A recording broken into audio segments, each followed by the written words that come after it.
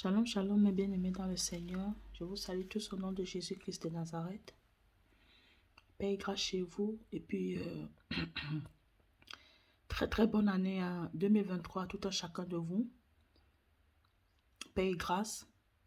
Que cette année, notre Seigneur Jésus-Christ nous soit favorable. Que cette année soit une année où nous expérimentons encore la gloire de Dieu dans la prière, dans le jeûne, dans la méditation de la parole, dans notre consécration à Dieu et dans notre marche spirituelle. Ce matin, j'aimerais partager un petit truc avec une petite exhortation avec toi. Et je prie que cela puisse t'accompagner tout au long de cette année, afin que tu puisses t'attacher à cela et que ça te fasse du bien. Que ça fasse vraiment du bien à ton âme, que ça fasse vraiment du bien à ton cœur et que tu t'attaches à cela et que ça produise des bons fruits dans ta vie durant cette année 2023. Sans plus tarder, nous allons prendre Hébreux 13, verset 8. Jésus-Christ est le même hier, aujourd'hui et éternellement. Nous tous, nous connaissons ce verset biblique. Nous aimons beaucoup le réciter. Peut-être lorsque nous passons par des temps difficiles, les tribulations, on veut toujours... Ce verset biblique nous aide à garder la foi, à nous appuyer sur une espérance que Jésus-Christ qui nous a aidés dans le passé, va encore nous aider dans le présent et nous aidera encore dans le futur. Ça, c'est une espérance que chaque chrétien, véritable chrétien, doit s'accrocher. Que même si, peu importe ce qui adviendra dans ma vie en 2023, j'ai cette assurance et cette espérance que Jésus-Christ est le même hier, aujourd'hui et éternellement. Mais ce n'est pas d'abord de ça que je veux parler à une personne ce matin.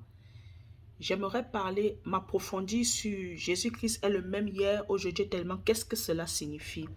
De quoi ça parle? Quand on nous dit Jésus-Christ est le même hier, aujourd'hui, tellement, de quoi on s'appuie? De quoi on fait référence en fait? Jésus-Christ est le même hier, aujourd'hui, éternellement. Ça parle de la nature de Dieu, la nature de Jésus. Je prends un exemple. Nous savons tous qu'on dit Jésus est fidèle, Dieu est amour, Dieu est miséricordieux, Dieu est compatissant. Ça, c'est la nature de Dieu. Ça regorge, Jésus-Christ est le même hier, aujourd'hui, éternellement. Ça regorge de la nature de Dieu que personne ne peut changer. Dieu est souverain, Dieu est tout-puissant. Jésus est alpha et oméga. Jésus est le véritable et l'amen. Ça regorge de la nature de Jésus que personne ne peut changer, que personne ne peut ôter, que personne ne peut se lever et dire que Jésus, aujourd'hui, Jésus n'est plus le même, Jésus n'est plus souverain, Jésus n'est plus fidèle, Jésus n'est plus miséricordieux. Ça, personne ne peut changer. Ça ancré en Dieu. C'est Dieu lui-même. Dieu lui-même, il s'est déclaré fidèle. Il s'est déclaré le prince de paix. C'est une nature. Quand on dit Jésus-Christ est le même hier, aujourd'hui, éternellement, ça regorge de la nature de Dieu. C'est inchangeable. Personne ne peut changer cela. Tout peut passer, sauf ça, ça ne changera jamais. Mais Jésus peut changer des méthodes, des manières d'agir dans ta vie. Il peut avoir des diversités de manières qui se manifestent dans ta vie. Comme on lit dans la parole, il s'est manifesté dans la nuée, il s'est manifesté dans le feu, il s'est manifesté en apparence d'un humain. Ça, ce sont les diversités de Dieu. Peut-être que dans ta vie, quand il t'a secouru de telle manière, de telle manière. C'est comme la parole de Dieu nous dit, Dieu parle tantôt d'une manière, tantôt d'une autre. Ça varie. Ça, ce n'est pas Jésus le même hier, aujourd'hui, éternellement. Sa nature reste la même. Personne ne peut la changer. Mais il peut changer sa manière d'agir dans ta vie, de te répondre dans ta vie, de se manifester dans ta vie, de te secourir dans ta vie.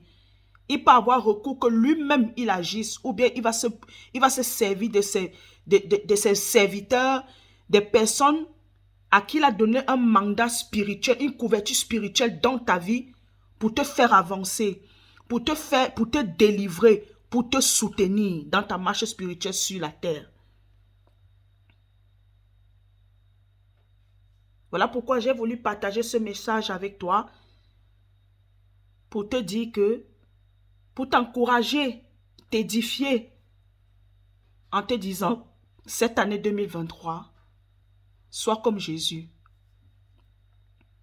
Cette année 2023, sois comme Jésus. Aie la même nature que Jésus. Sois miséricordieux sois miséricorde envers tes ennemis. Sois compatissant. Sois amour. Sois un havre de paix.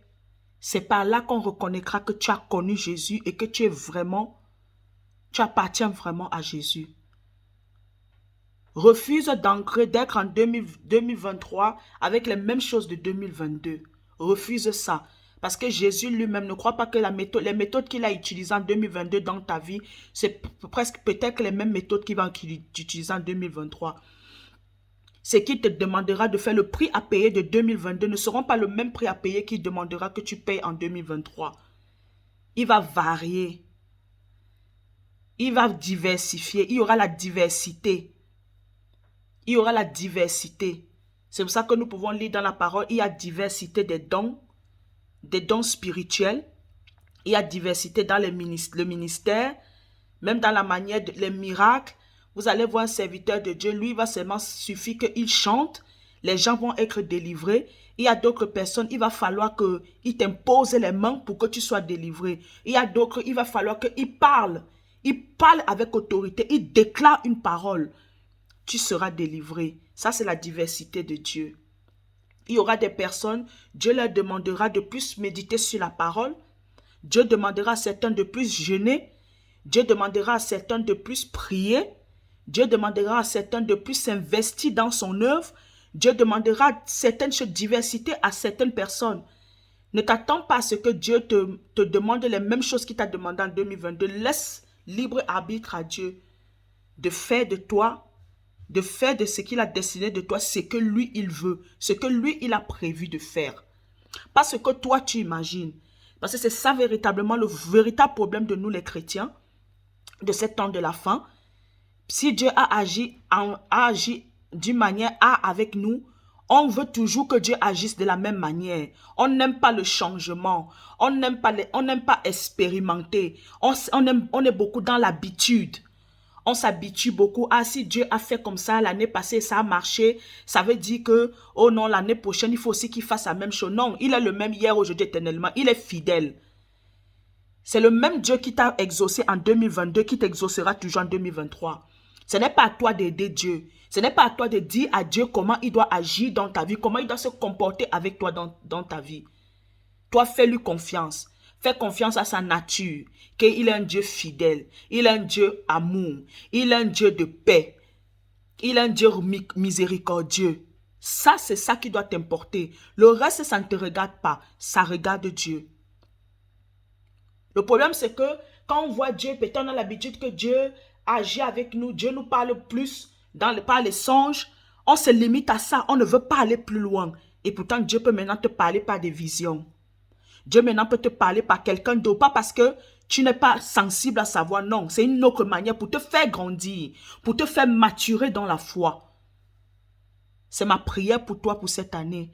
Beaucoup de gens vont déclarer, oh, cette année, c'est mon année, je vais me marier, je vais avoir un travail que je serai bien rémunéré. Oui, Dieu n'est pas contre ça, mais Dieu veut d'abord ton cœur. Dieu d'abord veut que tu sois transformé à l'image de Christ, parce que c'est ça en vérité. La marche chrétienne, c'est pour que nous arrivions tous à la statue de Christ.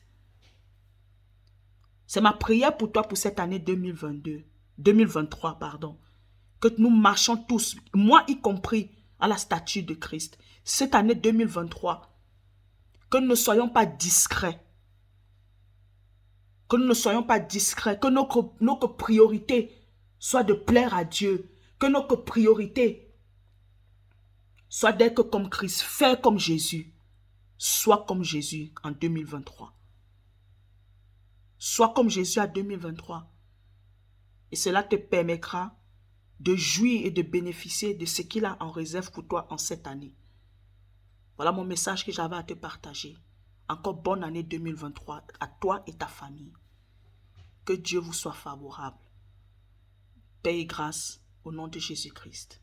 Bye bye.